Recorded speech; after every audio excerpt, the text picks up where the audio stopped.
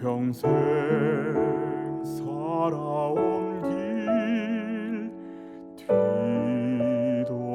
뒤돌아보니 짧은 내 인생길 오직 주의 은혜라. 내 평생 살아온 길 뒤돌아보니 짧은 내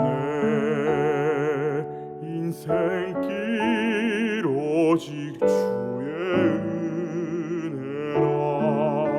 주의 은혜라 주의 은혜라 내 평생 살아온 길 주의 은혜라 주의 은혜라 담이 없는 사랑 달려갈 길 모두 마친 후 주 얼굴 볼 때 나는 공로 전혀 없도다 오직 주의 은혜라.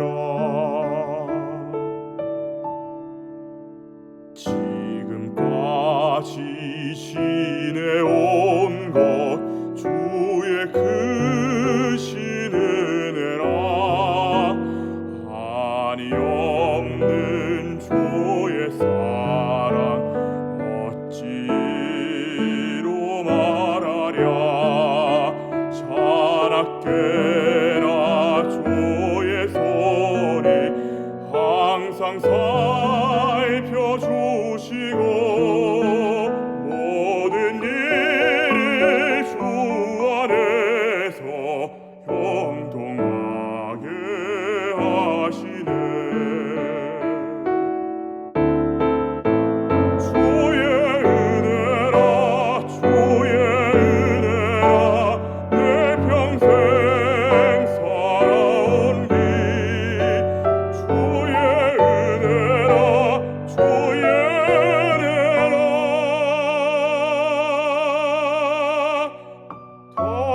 담이 없는 사랑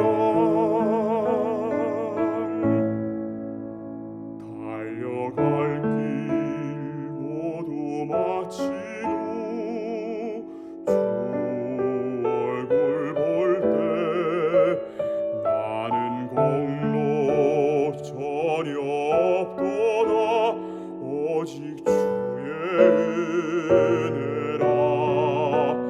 나는 공로 전혀 없도다 오직 주의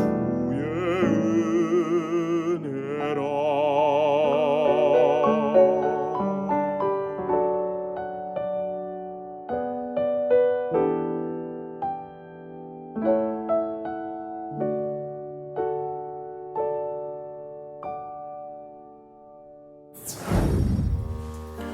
오늘 하나님께서 주신 말씀은 여호수아 1장 8절에서 9절입니다. 제가 읽도록 하겠습니다. 이 율법책을 내 입에서 떠나지 말게 하며 주야로 그것을 묵상하여 그 안에 기록된 대로 다 지켜 행하라. 그리하면 내 길이 평탄하게 될 것이며 내가 형통하리라. 내가 내게 명령한 것이 아니냐. 강하고 담대하라. 두려워하지 말며 놀라지 말라. 내가 어디로 가든지 내 하나님 여호와가 너와 함께하느니라 하시니라. 아멘. 오늘 말씀이 두려움을 이긴다. 말씀이 두려움을 이긴다라는 제목으로 함께 은혜를 나누려고 합니다. 이번 주 토요일 고등부 수련회 시작으로 교육부 온라인 수련회가 이제 시작이 됩니다. 제 평생에 수련회를 온라인으로 이렇게 하게 될 줄은 정말 몰랐습니다. 그러나 코로나19라는 특별한 상황 가운데 또 모일 수 없는 상황 가운데 어떻게 하면 우리 아이들 하나님 은혜 가운데 있게 할까 고민하다가 온라인 동계 수련을 기획하게 됐습니다. 여러분들 이것을 위해서 많이 관심 가져주시고 또 기도해 주시기를 부탁드립니다. 교회 학교에 있어서 수련회는 너무나 중요합니다. 사실 저희도 한번 생각해 보면 다 수련회 때 하나님을 만난 이제 그런 경험을 가지고 있습니다.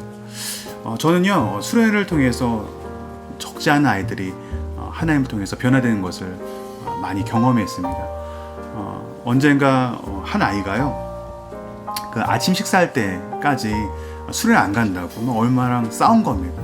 결국에는 숟가락을 던지면서 수련회 안 가겠다고 다퉜는데 결국 억지로 이제 수련회 가게 된 거죠. 근데 거기서 말씀을 듣고 하나님을 만나게 됩니다. 그리고 그 아이가 변화가 됩니다. 그리고 이제 집에 돌아와서 엄마한테 그러는 겁니다. 엄마, 저 찬양팀 할래요.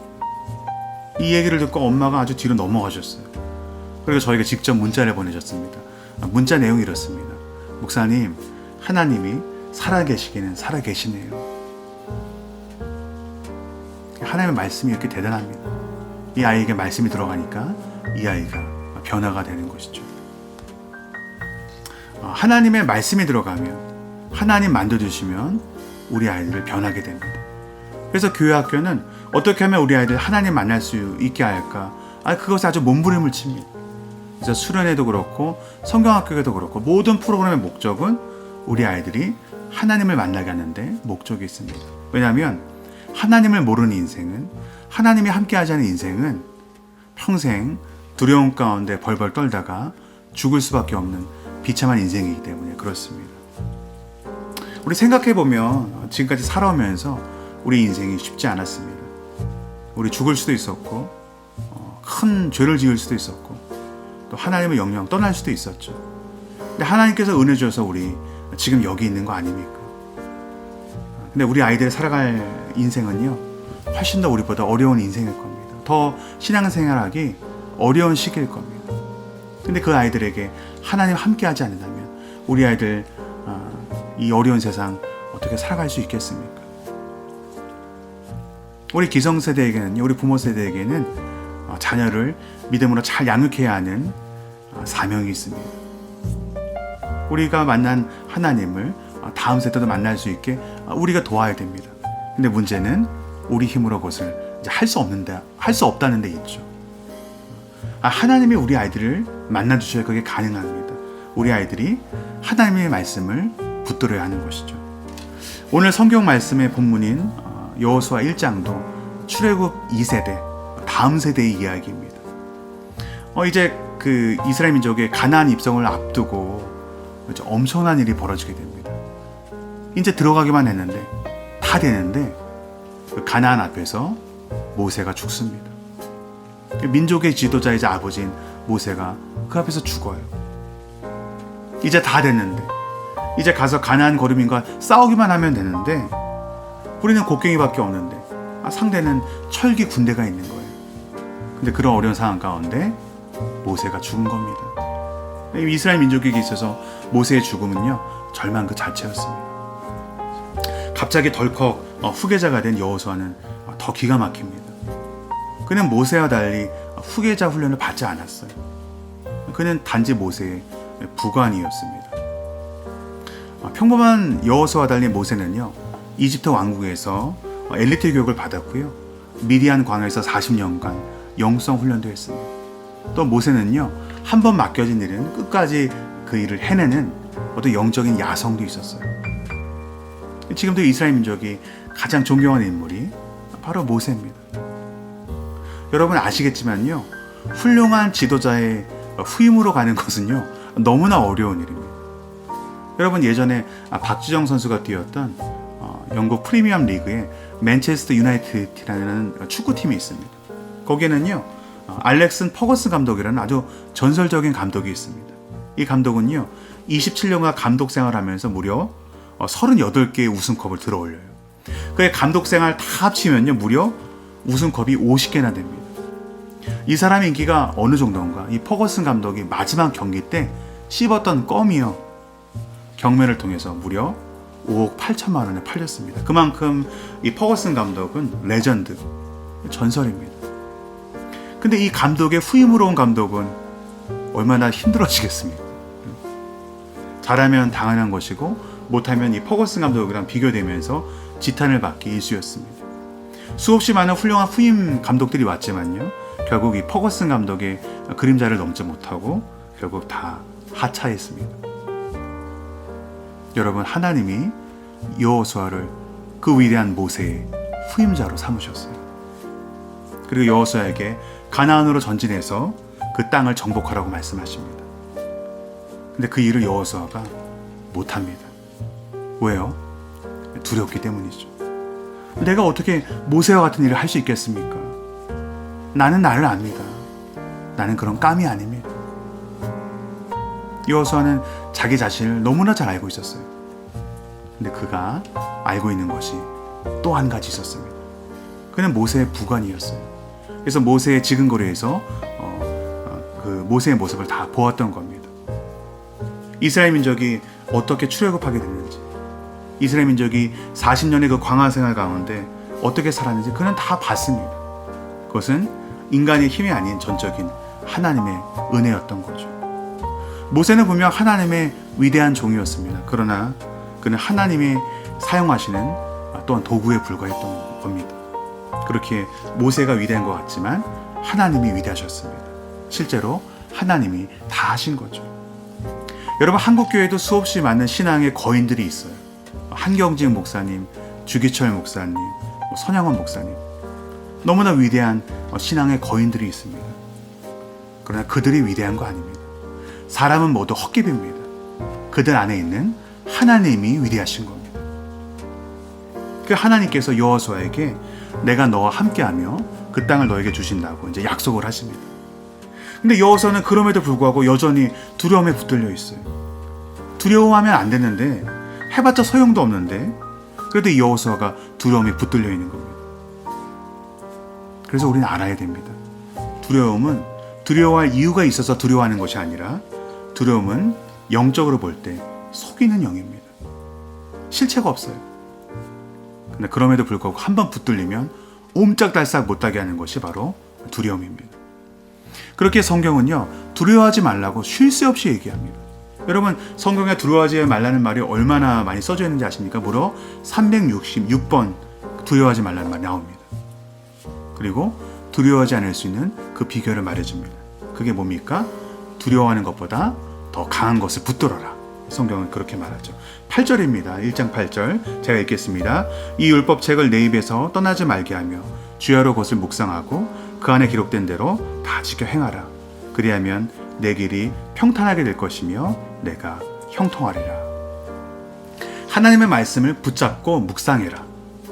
여러분 우리가 하나님과 어떻게 교제하게 됩니까? 하나님의 말씀이 이제 나에게 임하는 것이죠. 내가 하나님의 말씀을 붙들고 묵상한다는 것은요 하나님을 붙잡는다는 거와 똑같은 말입니다. 이 두려움은요 하나님 앞에서만 물러가게 되는 겁니다. 그러므로 하나님의 말씀을 붙잡고 묵상하면요 우리에게서 두려움이 떠나가게 됩니다. 아무것도 염려하지 말고 오직 모든 일에 기도와 간구로 너희 구할 것을 감사함으로 하나님께 아뢰라. 그리하면 모든 지각에 뛰어난 하나님의 평강이 그리스도 예수 안에서 너희 생각과 마음을 지키시리라. 여러분 하나님의 말씀을 붙잡고 그 말씀을 가지고 기도로 나아갈 때 두려움은 물러가리라 믿습니다. 여러분 그런데 기억하실 게 또 하나 있습니다. 어려움과 두려움은 같은 게 아니라는 겁니다. 일이 어렵기 때문에 두렵다? 힘들기 때문에 두렵다? 아닙니다. 어려움과 두려움은 여러분 사실 별개예요. 다윗이 시편 23편 4절에서 이렇게 말합니다. 내가 사망의 음침한 골짜기를 다닐지라도 해를 두려워하지 않는 것은 주께서 나와 함께 하심이라. 주의 지팡이와 막대기가 나를 안위하시나이다. 우리에게 사망의 음침한 골짜기가 있습니다. 우리 때때로 그 길을 가야 할 때가 있습니다. 사망의 음침한 골짜기를 갈 때 힘이 듭니다. 어렵습니다. 근데 그렇다고 그것이 두려움과 연결되는 건 아닙니다. 왜냐하면 주님이 나와 함께 하시기 때문입니다. 여러분, 의외로요, 이 두려움 때문에 한 발짝도 나가지 못하는 분들이 많이 계십니다. 과거의 실패에 눌려서, 또 다가올 미래에 대한 어떤 두려움 때문에 마땅히 앞으로 나가고 전진해야 하는데 그렇게 하지 못하고 주저앉아 세월을 낭비하는 사람이 또 얼마나 많은지 모릅니다. 마치 여호수아처럼 할 일이 너무 많은데, 가나안이 눈앞에 있는데, 하나님의 약속이 주어졌는데 꼼짝하지 못하고 있습니다. 그래서 하나님 오늘 여호수아를 찾아오시는 거죠. 그리고 그 두려움을 없애주시기 위해서 주님의 영이 여호수아 가운데 임하게 됩니다. 9절입니다. 제가 읽겠습니다. 내가 내게 명령한 것이 아니냐. 강하고 담대하라. 두려워하지 말며 놀라지 말라. 내가 어디로 가든지 내 하나님 여호와가 너와 함께 하느니라 하시니라. 하나님의 영이 여호수아에게 임합니다. 그리고 여호수아, 그 하나님의 영이 임한 여호수아에게 있어 가나안 거류민은 더 이상 문제가 아니죠. 그들은 말 그대로 그 이스라엘 민족의 밥이 되었습니다. 여호수아에게 임했던 그 하나님의 임재가 오늘 우리 가운데 임했으면 좋겠습니다. 믿음이 있으면요, 여러분, 두려움이 물러가고 믿음이 사라지면 두려움이 엄습하게 됩니다. 내가 비록 용기가 없을지라도 오늘 말씀을 근거해서 여러분 기도하시기 바랍니다. 주님, 내게 있는 두려움을 물리쳐 주십시오. 질병에 대한 두려움 나로 벗어나게 하여 주시옵소서. 자식에 대한 어떤 걱정과 두려움도 하나님 벗어나게 하여 주시옵소서. 내일 어떤 일이 일어날지 그 누구도 알 수 없습니다. 그러나 나의 가는 길 누가 아시는가? 하나님을 아시죠. 그분이 알고 우리 인도하시는 겁니다. 그분이 나와 함께 한다고 약속하셨기 때문에 그 말씀을 믿고 나가는 겁니다. 여러분, 그 말씀을 붙들고 기도해 보십시오. 절대 이전과 똑같지 않습니다. 그리고 하나님의 주시는 담대함이 여러분과 함께 할 줄 믿습니다. 여러분, 우리 사랑하는 자녀에게도 다른 것이 아니라 하나님을 신뢰하고 믿는 그 믿음을 밀려주는 저와 여러분이 되기를 축복합니다. 안녕하세요. 사교구의 성수 1구역 구역장 이명순 집사입니다.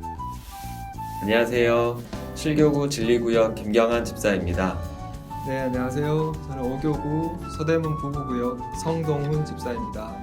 6교구 5구역 정용희 집사입니다. 네, 저는 김홍래입니다. 안녕하세요. 중구 2구역 이현정 집사입니다.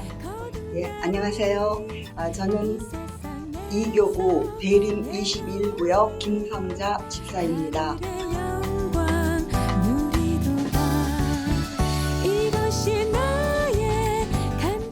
한동안 교회에서 예배 드리지 못했는데 그동안의 마음이 어떠셨나요? 불편했죠. 교회 묵고 싶은데 올 수가 없어서, 또 제가 또 유아부를 봉사하고 있어서요. 아이들도 많이 보고 싶은데 올 수가 없어서 많이 안타까웠습니다. 어느 순간 그 편안함이라는 변명으로 당연히 해야 될 것들을 하지 않고 있구나라는 깨달음을 가지게 되고 회개를 하게 됐습니다. 처소에서도 예배를 드리고 큐티를 하고 하지만 교회에서 예배를 드리고 다른 분들과 교제를 나누고 했던 것들이 너무나 그리웠습니다. 비대면 예배를 드리면서 한편으로는 육체적인 그런 편안함이 있었습니다. 그런데 시간이 갈수록 마음속에 채워지지 않는 그런 무언가를 많이 느끼게 되고 예배를 통해서 채워지기 힘든 그런 점을 많이 좀 느꼈습니다. 교회 생활에 대해서 너무나 당연하게 느꼈던 것에 대해서 저희가 잘 모르고 있었다, 감사함을 모르고 있었다 하는 것을 좀 느꼈습니다. 우리가 항상 말로는 범사에 감사하라, 또 항상 기뻐하라, 쉬지 말고 기도하라 하는 말씀을 머릿속으로 알고 있고 나는 그걸 생활화한다고 생각했지만 감사함을 몰랐다 하는 저희가 제 자신을 한번 돌아보게 되었습니다. 집과 회사를 오가는 이제 단순한 삶 속에서 가족들과 좀 더 친밀하게 지낼 수는 있었지만 대면 예배를 드리지 못하고 비대면 예배를 드림으로 인해서 좀 더 공허하고 부족한 마음이었습니다. 조금 허전했다고 할 수 있겠죠. 아무래도 교회 주의를 지키다가 집에서 예배를 드리다 보니까 조금 나태한 면도 있고 조금 꽉 찬 예배가 아닌 것 같고 좀 이렇게 떠 있는 그러한 기분으로 예배를 드렸던 것 같아요. 저는 너무 오고 싶었어요. 예배를 이제 비대면으로 드리지만 교회에서 예배 드리는 것과는 그 현장감이 떨어지는 그런 부분 때문에 너무너무 교회에 오고 싶었습니다.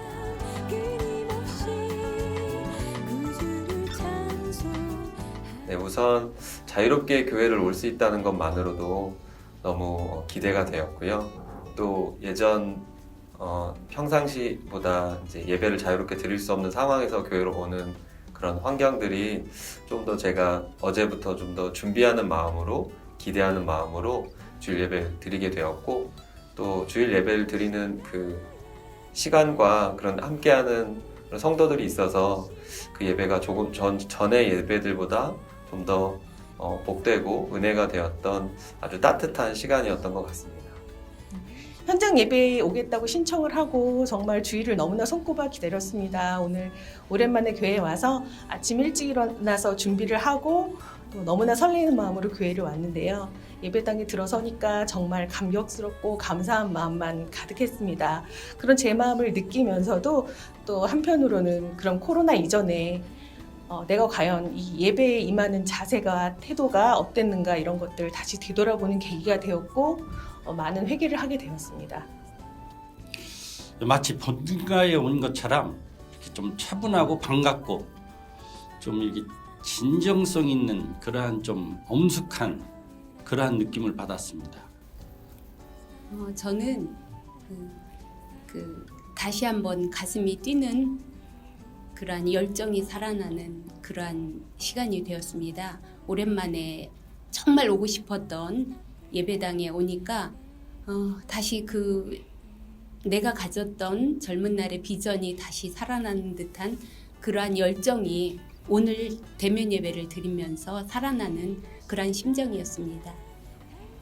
목사님도 말씀하셨듯이 2달여 만에 또 이렇게 예배당에 나와서 예배를 드리게 되었는데 가정에서 드리는 그 온라인 예배를 통해서도 좋은 말씀 듣고 은혜를 받지만 실제 예배당에서 느낄 수 있는 그런 예수님에 대한 그런 편안함, 평안 이런 것들은 온라인 예배로는 또 채워질 수 없는 그런 부분들이 또 있는 것 같습니다. 반가운 성도들을 만날 수 있어서 너무 반가웠고요. 또 와서 현장에서 확실히 드리니까 마음가짐이 달라지는 것 같아요. 그래서 목사님 설교도 너무 더 귀에 쏙쏙 들어오고요. 교회 나왔다는 그 자체만으로도 마음이 굉장히 푸근하고 좋더라고요. 우리 교회 나와보니까 우리 구역 식구들 뵙고 오래간만에 만나는 권사님들 또 집사님들 또 여러 목사님들 뵈니까 마음이 굉장히 가벼워지면서 너무 좋고 사람이 혼자 살 수 없다.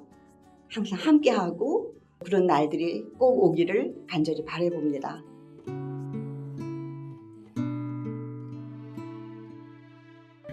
우선 힘내라고 말씀드리고 싶고요. 저도 또 이렇게 또 유튜브로 드리고 예배를 드리지만 확실히 나와서 드리니까 훨씬 다르거든요. 그래서 오실 수 있으면 많이 오셔서 참석했으면 좋겠습니다. 지금 상황이 장기간 지속될 것 같고 그 속에서 저희가 결단해서 나오지 않으면 그 온라인이나 가정에서의 예배로만 계속 이렇게 편하게 드리게 되는 그런 데 있어서 좀 고민이 많이 되는 것 같습니다. 그래서 교회나 여러 개인들이 그런 방역 수칙을 잘 따르고 있기 때문에 교회에서도 충분히 안전하고 직접 예배를 드림으로써 마음의 그런 평안을 꼭 누리시면 좋겠습니다. 예, 여러 가지로 비대면이 좀 힘들고 좀 그렇지만 자칫 잘못하면 신앙에 상처를 가져올 수 있는 기간이 될 수도 있습니다. 아무래도 자기가 가지고 있는 중심의 복음을 잘 지키는 것이 중요하다고 생각을 합니다. 사슴이 목이 마르면 피를 토할 정도로 그렇게 물을 마시기를 원하는 것처럼 사모하는 마음을 가지고서 계속 기다리다 보면 이 예배가 비대면 예배가 대면 예배로 바뀔 수 있지 않을까 하는 기대감을 갖습니다. 건강이 허락하고 또 환경이 허락할 때 열심히 함께 나와서 구역 예배도 드리고 함께 하는 시간이 많았으면 좋겠습니다. 열처녀의 비유에 있는 것처럼 항상 기름통을 갖고 나오는 그런 처녀가 될 수 있다는 것은 우리가 또 말씀으로 많이 준비해야 된다는 거로 느껴집니다. 그래서 말씀 많이 보고 큐티 또 열심히 배워가면서 좀 주님이 기뻐하시는 성도가 될 수 있도록 저희 자신이 많이 노력했으면 좋겠습니다. 예배 시간 빈자리를 볼 때 조금은 마음이 무거웠고 그 자리가 다른 성도님들로 인하여서 속히 많이 채워지고 함께 할 수 있는 기쁨을 누렸으면 좋겠다는 생각을 하면서 다시 만날 그날까지 항상 건강하시고 항상 은혜 가득하시기를 기원드리겠습니다. 각자의 처소에서 예배를 잘 드리고 믿음 생활 잘 하고 계시리라고 생각을 합니다. 그러나 역시 예배당에 나와서 예배를 드리니 제 마음도 하나님을 바라보는 마음도 또 새로워지는 것을 느꼈습니다. 그런데 예배당이 많이 비어있는 것을 보니까 정말 안타깝고 마음이 아팠습니다. 우리가 이 어려운 시기를 잘 이겨내는 지혜를 구하면서 함께 모여서 예배하고 기도할 그 날을 위해서 함께 소망을 가지고 기도를 했으면 좋겠습니다. 감사합니다. 네, 감사합니다. 감사합니다. 네, 감사합니다. 감사합니다. 고맙습니다. 감사합니다.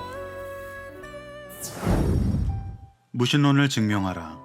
기독교 신존재 증명. 무신론자들에게 공격적으로 도전하는 크리스찬들도 있다. 신이 있다는 것을 우리가 증명 못했다 치자. 그러면 당신들도 신이 없다는 것을 증명해보라. 지금까지는 무신론자들이 유신론자에게 신의 존재를 증명해야 할 의무가 있다고 말했다. 그러나 이제 유신론자들도 무신론자들에게 신이 없다는 것을 증명해보라고 한 것이다. 사실 이에 대해 명확히 대답할 수 있는 무신론자는 없다. 종교에 대한 비판은 얼마든지 할 수 있다. 그러나 신이 없음을 증명할 방법이 무신론자에게는 전혀 없다. 결국 무신론자 역시 하나의 믿음이라는 결론에 도달한다. 어차피 저들도 신이 없다는 증명은 못하기 때문이다. 나는 신이 없다고 믿는다고 말할 수밖에 없다. 믿는다는 단어에 주목하라. 무신론 역시 신앙이 선택이며 무신론을 믿는 하나의 종교일 뿐이다. 말년에 기독교 사상에 심취했던 프랑스의 수학자 블레즈 파스칼은 무신론자들을 논박하면서 일명 파스칼 내기를 제시했다. 신이 존재하지 않는다면 신을 믿었다고 해도 손해를 볼 것이 전혀 없다. 그러나 만일 신이 존재한다면 신을 믿지 않음으로써 모든 것을 잃게 된다. 신이 존재할 확률이 아무리 낮다고 해도 잘못 추정했을 때 닥칠 대가가 훨씬 크다. 구원의 문제를 파스칼답게 확률 계산으로 풀어 말한 셈이다. 신이 있다면 영원한 행복이 주어질 테고 신이 없다면 아무런 변화도 없을 것이니 확률적으로 신이 있다고 믿는 편이 낫지 않겠는가. 신이 있다고 믿는 것은 믿져의 본전이라는 말을 통계학적으로 하고 있는 것이다.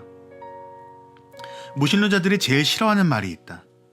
신이 있고 없고는 서로 증명하지 못하니 신의 존재 여부는 확률상 50대 50이라 하자.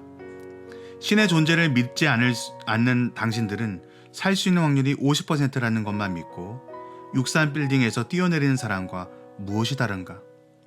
사실 이 말에 기분만 상할 뿐 설득되어 예수님을 믿는 사람은 없었다. 무신론자 가운데서도 두 종류의 사람이 있다. 신이 없다고 철석같이 믿는 사람, 신이 없었으면 하고 바라는 사람이 있을 뿐이다. 무신론자들의 내면을 들여다보면 사실 대부분 신이 없었으면 하고 바라는 사람들이다. 무신론자들이 아니라 불신론자들이라는 말이다. 불신론자들의 잠재 의식 속에는 신이 정말 있다면 심판이 있을지 모른다는 두려움이 있다. 지은 죄에 대한 심판이 두려워 의식적으로 신의 존재를 부정하는 셈이다. 신이 없었으면 하는 바람을 무신론이라는 이론으로 포장한다. 이 사람들에게 신의 존재를 증명하려 드는 것은 속위의 경읽기 꼴이다. 아예 처음부터 설득되는 것을 마음으로 거부하기 때문이다. 이런 사람들과는 종교적 논쟁을 가급적 피해야 한다. 무신론자들은 유신론을 거부하고 범신론으로 피해가기도 한다. 범신론은 기독교의 인격적인 유일신은 부정하지만 모든 만물 안에는 신성이 들어있다고 믿는 신앙이다. 유일신을 믿지 않는 대부분의 종교들이 이러한 범신론을 숭상하고 있다. 그러나 성경은 창조자와 피조물을 명확히 구분하고 있다. 피조물을 보면 창조자가 어떤 성품과 인격을 가진 분인지 알 수 있다. 그러나 피조물인 자연 안에 창조자가 들어있다는 말과는 전혀 다르다. 신과 자연을 동일시하는 것은 무신론보다 더 위험한 신앙이다. 확실한 것의 최대한 적은 불확실한 것이 아니라 애매모호한 것이기 때문이다. 범신론은 확실히 우리의 신앙을 애매모호한 것으로 만들려는 사단의 한 전략이다. 성경 자체도 신의 존재 자체를 증명하려 들지 않는다. 하나님 자신도 증명되기 원치 않으신다. 신의 있음을 증명하는 것은 이성과 논리의 문제가 아니라 믿음의 문제이기 때문이다. 증명할 수 있는 것을 증명하는 것은 과학이다. 증명할 수 없는 것을 증명하는 것은 철학이다. 그러나 증명할 수도 없고 증명해서도 안 되는 것이 바로 종교다. 한계를 가진 인간이 신을 증명하는 것은 불가능하기 때문이다. 그래서 믿음으로 풀 수밖에 없다. 인간적인 과도한 증명을 하지 말라는 것이다. 한계가 있는 인간의 과도한 증명은 결국 하나님의 온전한 실체를 훼손할 수 있기 때문이다.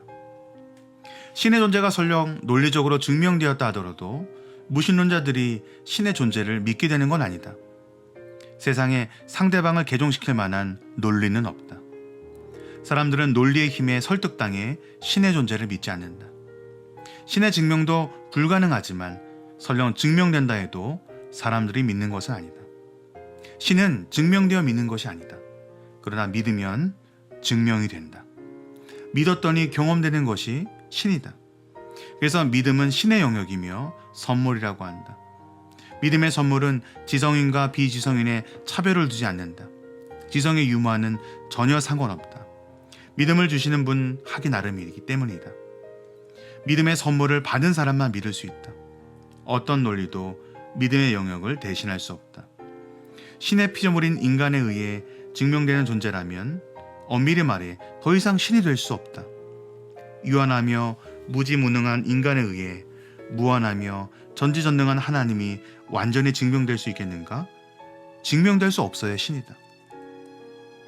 불신론자들은 생물학적 아버지 없이 처녀의 몸에서 태어난 아기 예수가 자라나 죽은 지 오래되어 악취를 풍기던 나사로를 살리고 무리를 거르며 죽은 지 3일 만에 살아난 승천의 내용에 이의를 제기한다.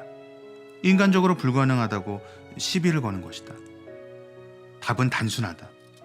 인간적으로는 불가능하지만 신적으로는 가능하다. 예수를 인간으로 믿는가 신으로 믿는가에 따라 답이 달라질 뿐이다. 과학적 답을 말할 것인가와 신앙적 답을 말할 것인가의 차이다. 예수를 인간으로 믿으면 기적과 초월적 현상은 이해될 수 없다. 그러나 신으로 믿으면 기적을 너무나 당연하고 자연스럽게 받아들일 수 있다. 결국 믿음의 문제다. 예수를 누구로 얼마만큼 믿느냐의 문제다. 신인 예수가 죽은 지 사흘 된 나사로를 살리지 못하는 것이 훨씬 더 이상하다.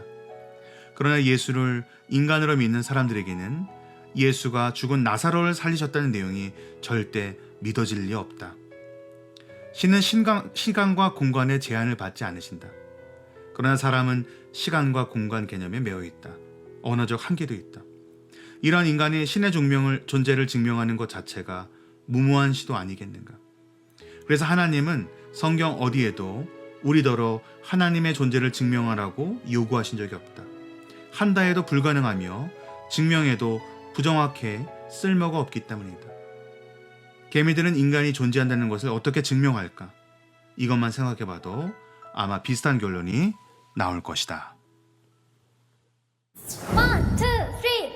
이번 겨울에 특별히 무언가를 하기로 했는데 친구들은 모르죠. 기억하나요? 수련회 성경학교 맞아요. 이번 겨울에 한답니다. 사역자들의 사랑으로 기도하며 준비해요. 교육부 겨울 성경학교 수련회 와 기대되죠. 친구들 성경학교와 수련회 온라인으로 할 거예요. 기대해요. 시간 맞춰 드릴 필수 친구들 성경학교와 수련회 온라인으로 할 거예요. 기대해요. 댓글 달기 참여 필수. 이번 겨울에 온라인 성경학교 수련회 꼭 참여하기로 해요. 유튜브를 클릭해요. 시간 맞춰 클릭해요. 친구들 성경학교와 수련회 온라인으로 할 거예요. 기대해요. 시간 맞춰 클릭 필수. 친구들 성경학교와 수련회 온라인으로 할 거예요. 기대해요. 댓글 달기 참여 필수.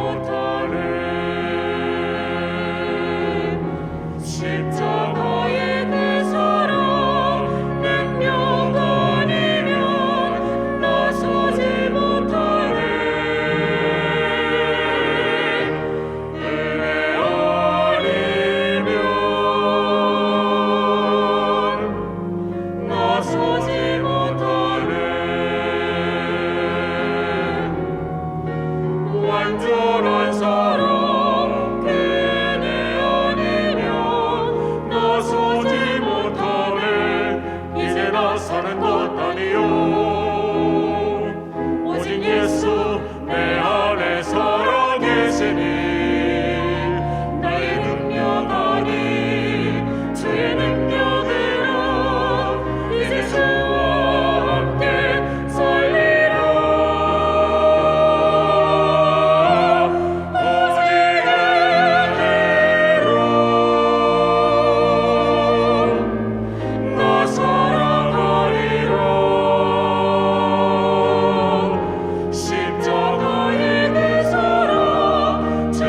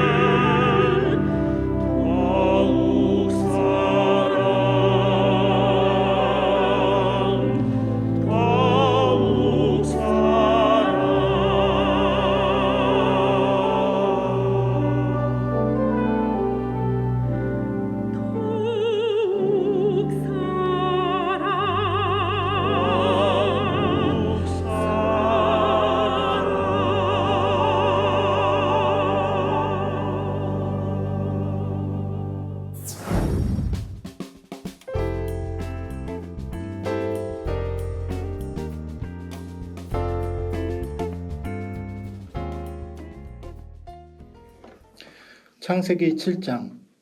여호와께서 노아에게 이르시되 너와 내 온 집은 방주로 들어가라. 이 세대에서 내가 내 앞에 의로움을 내가 보았음이니라. 너는 모든 정결한 짐승은 암수 7씩, 부정한 것은 암수 2씩을 내게로 데려오며 공중의 새도 암수 7씩 데려와 그 씨를 온 지면에 유전하게 하라. 이제부터 7일이면 내가 40주야를 땅에 비를 내려 내가 지은 모든 생물을 지면에서 쓸어버리리라. 노아가 여호와께서 자기에게 명하신 대로 다 준행하였더라. 홍수가 땅에 있을 때에 노아가 600세라.